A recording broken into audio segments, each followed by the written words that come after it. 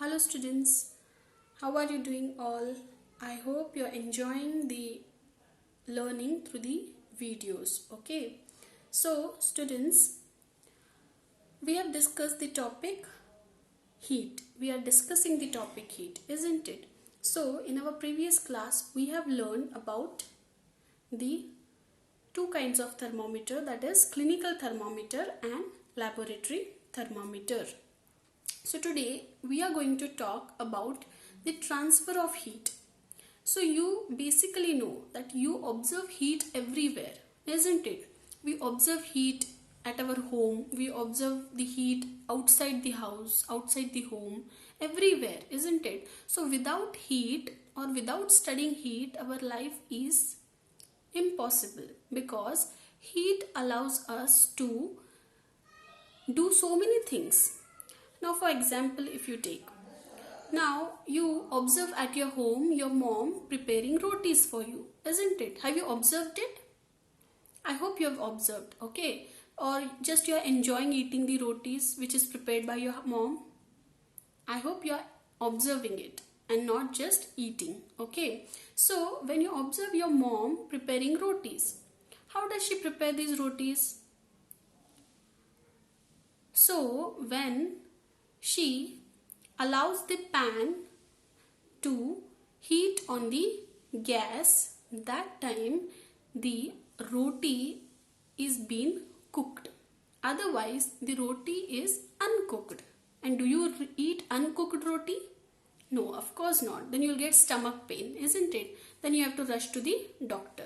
So if you don't want this to happen, then what do? You ask your mom to cook rotis and not to eat uncooked rotis, isn't it? So how the roti is cooked? What does she do? She keeps the pan on the gas and burn with the lighter, isn't it? The flame is burnt. So the hotness or the heat of the flame is reached to the bottom of the pan, and this will allow the roti to get cooked.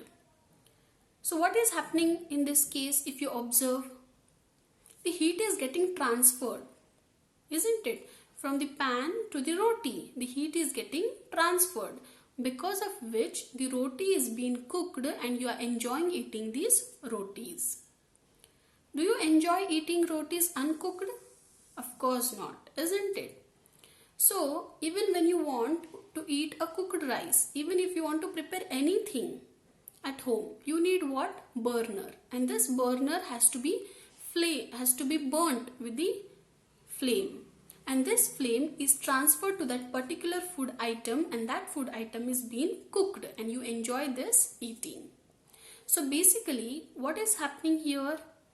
The things which are being cooked are because of the heat. So here is the one of the application of the heat. So what is that application?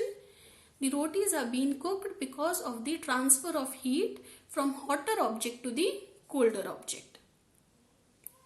Means the flame is giving the heat to the cold object and making the object hotter.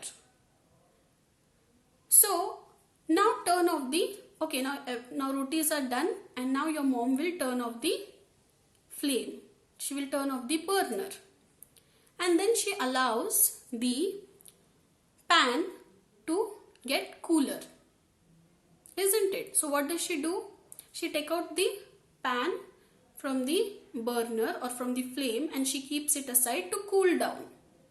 So again, what is happening here? How does it get cooled down? That is, the heat is again transferred from the pan to its surroundings. So the heat is being transferred everywhere. Yes, you cannot feel it because the amount of transfer is very less, because of which you cannot observe this. But here the heat is getting transferred into surroundings and hence your pan cools down. So here also what is happening? The transfer is taking place from hotter object to the colder object. So if you observe anything, every material, everything in the surrounding, everything, everywhere, the heat is transferred transferred from hotter object to the colder object. So this transfer of heat from hotter object to colder object is called as what? Conduction. The transfer of heat from hotter object to the colder object is nothing but what? It's conduction. So that is called as what? Conduction. So there are so many applications. One more I can give you example. You're ironing your dress, your uniform. Okay. So while going to school, you're ironing your uniform. So when you iron your uniform, what happens? The heat is transferred from that iron to the particular uniform, to your uniform. So because of which you get a well dressed uniform, well ironed uniform, isn't it? So here also what is happening? The heat is getting transferred from the iron to your dress. You also feel very warm, isn't it, when immediately you put up your dress.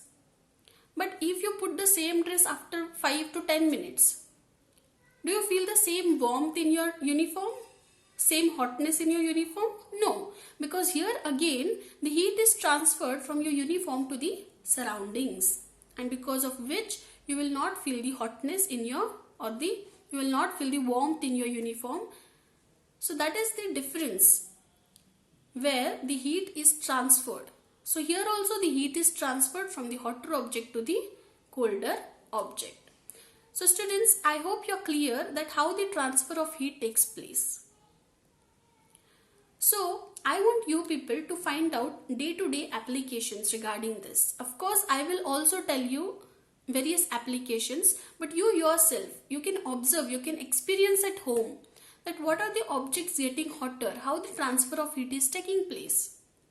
Also your body, it also radiates heat, isn't it? So your body radiates heat in the surroundings.